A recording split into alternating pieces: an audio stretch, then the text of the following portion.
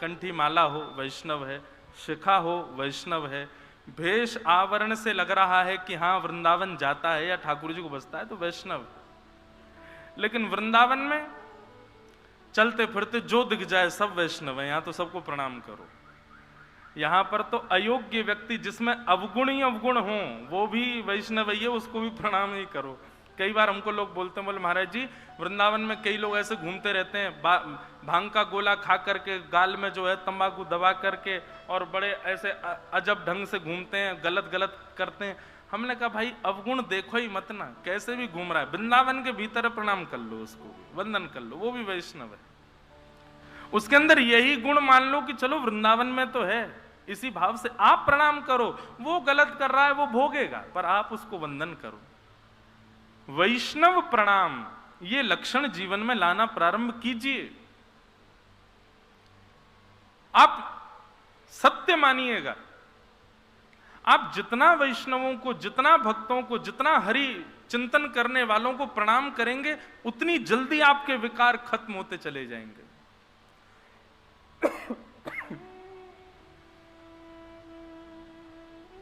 वैष्णव प्रणाम तो रज को प्रणाम, यहां के वृक्षों को प्रणाम, ब्रजवासी वैष्णवों को प्रणाम, गोपेश्वर महादेव। ये मैंने कई कथाओं में कहा, कई लोगों ने किया और इस क्रम को करने के बाद जो उनके अनुभव हुए वह भी सुनकर के मैं खुद आनंद में था कि चलो कम से कम इनको वो अनुभव तो हो रहा है। गोपेश्वर महादेव को इसलिए प्रणाम करना है, वृंदावन के क्लास टीचर वही हैं।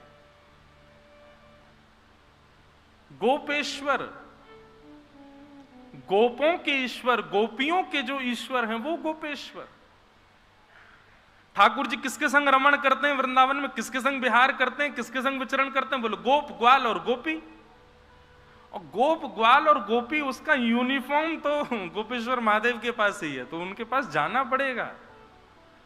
अभी तक जो नहीं गए हैं कल ही सुबह उठते ही जाओ स्नान करके और गोपेश्वर महादेव को प्रणाम करो।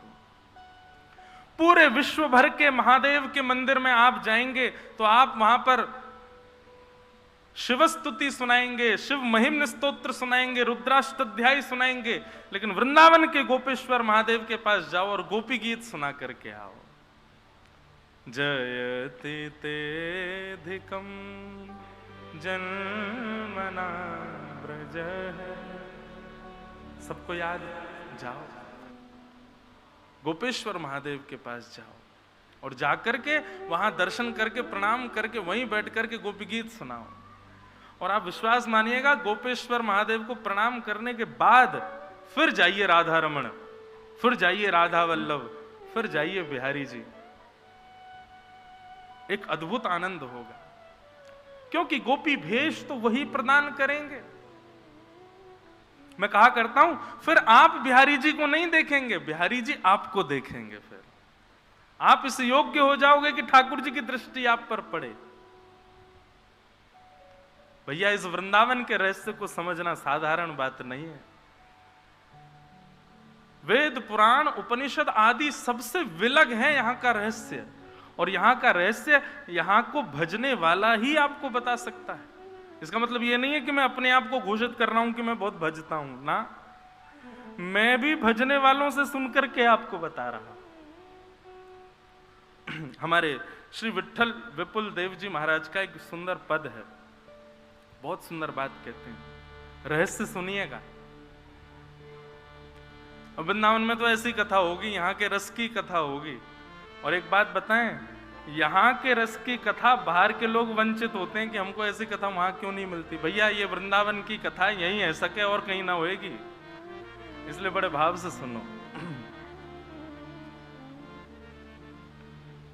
सुनहु सुनहु हरि श्री वृंदावन जस।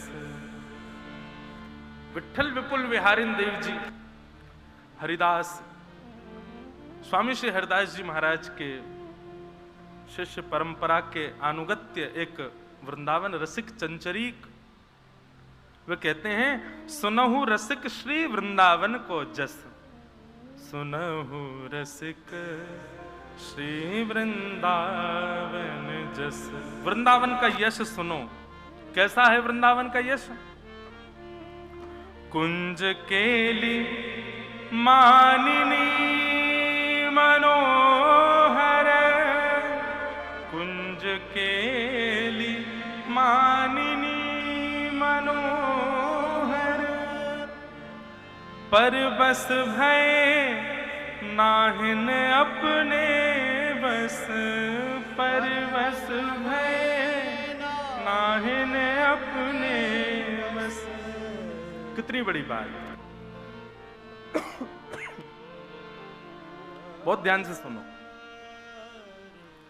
श्री राधा रमण जी कौन है? जगत नियंता, जगदाधार, त्रिलोकीनाथ। स्वतंत्र नहीं, अत्यंत स्वतंत्र हैं वो। उनको किसी का बंधन नहीं है। पूरे विश्व की रचना वे करते हैं।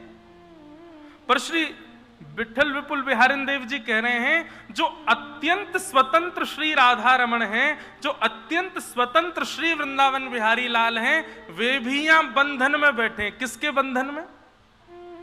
तो कहते हैं, कुंज केली मानिनी मनोहर, परबस भय नाहिन अपने बस। इन कुंजों के, ऐसे यमुना के कलकल नाद के, ब्रजवासियों के, गोपियों के, ग्वालों के वश में होकर के यहां ठाकुर जी बैठे। यह है वृंदावन का यश, जहां त्रिलोकीनाथ, जहां साक्षात परब्रह्म। मुझे ऐसा कहीं देखने में नहीं मिला, लेकिन संपूर्ण श्रीमद् भागवत में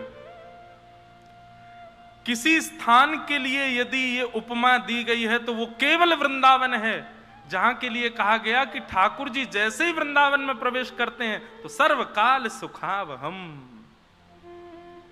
ठाकुर जी को इतना सुख मिलता है, इतना सुख मिलता है, इतना सुख मिलता है वृंदावन में, जैसे हमको जहां बहुत सुख मिलता है ना, वहां हमको दाल भी यदि बिना नमक की मिल जाए, चलेगी भैया दे दो, हम इस स्थान पर हैं, हमको अच्छा लग रहा है। रोटी भी ठंडी मिल जाएगी, चलेगी भैया दे दो, हम यहां पे हैं, हमको इसी बात की प्रसन्नता है। सोने के लिए बिस्तर अच्छा नहीं है, थोड़ा ऊबड़ खाबड़ बेड है, सो जाओगे, सो जाएंगे भैया, यहाँ ये स्थान पर आ गए, सो जाएंगे कैसे भी। जैसे किसी को पहाड़ बड़े बढ़िया लगते हैं, अब पहाड़ों में अच्छे होटल ना मिले, सामान्य से कमरा में, कोई बात नहीं भैया, हम यहाँ आ गए, यही बहुत है, यहाँ सो जाएंगे। जो स्थान हमको अति प्रिय होता है वहां हम व्यवस्थाएं नहीं देखते। ठीक वैसे ही वृंदावन के लिए श्रीमद् भागवत में कहा गया कि ठाकुर जी जब वृंदावन आ गए गोकुल से, तो सर्वकाल सुखावहम, माने इतने प्रसन्न थे, इतने प्रसन्न थे। ठाकुर जी बोले 4 दिना तक कोई भोग भी नहीं लगावेगा तो भी खुश रह लूंगा, लेकिन वृंदावन में रहूंगा, मुझको यहां बहुत प्रिय लगे। क्यों? कुंज केली मानिनी मनोहर, परबस भय नाहिन अपने बस। इहि वन नित्य नवीन युगल वर, इहि वन नित्य नवीन युगल वर। द्रुम दल दिव्य श्रवण सलितालस, द्रुम दल दिव्य श्रवण सलितालस। विठ्ठल विपुल विनोद बिहारी को, श्री विठ्ठल विपुल विनोद बिहारी को, पान कियो चाहत रसना रस, रसना रस पान कियो चाहत, रसना रस पान कियो चाहत। एहि वन नित्य नवीन युगल वर, द्रुम दल दिव्य श्रवण सलितालस। श्री विठ्ठल विपुल विनोद बिहारी को, पान कियो चाहत रसना रस। सुनहु रसिक श्री वृंदावन को जस। ये वृंदावन का यश है। जिस वृंदावन में आकर के अत्यंत स्वतंत्र श्यामा श्याम, अत्यंत स्वतंत्र श्री राधा रमण लाल, जो किसी के वश नहीं है, वो इस वृंदावन के वश हैं, इसलिए ये वृंदावन अति दिव्य है। भैया बहुत भाग्य है हमारे कि ये वृंदावन हमें प्राप्त भयो है। बस ये वृंदावन अब चित्त में विराजमान हो, तन तो यहां आ गए हो, अब ये वृंदावन हमारे मन में आ जाए बस। और वह तब मानियो कि निर्विघ्नता से आप वृंदावन पधारे हो। तो ऐसो वृंदावन, वहां को यश तो हम सुनेंगे ही, बीच बीच में ये पद प्रस्फुटित होते रहेंगे, भाव आते रहेंगे, आप सब सुनते रहना। आओ अब आज प्रथम दिवस है, कथा का महात्म, हम लोग उसमें प्रवेश करें और फिर बीच बीच में वृंदावन लीला, वृंदावन रस, वृंदावन महिमामृत आदि श्रवण करते रहेंगे। श्रीमद् भागवत के महात्म में हम लोग प्रवेश करते हैं। सच्चिदानंद रूपाय विश्वोत्पत्त्यादि हेतवे तापत्रय विनाशाय श्री कृष्णाय वयं नमः। श्रीमद् भागवत जी के महात्म का यह प्रथम श्लोक है। सच्चिदानंद रूपाय विश्वोत्पत्त्यादि हेतवे।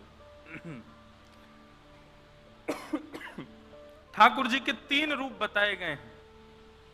सबसे पहला सत्य, दूसरा चैतन्य और तीसरा आनंद।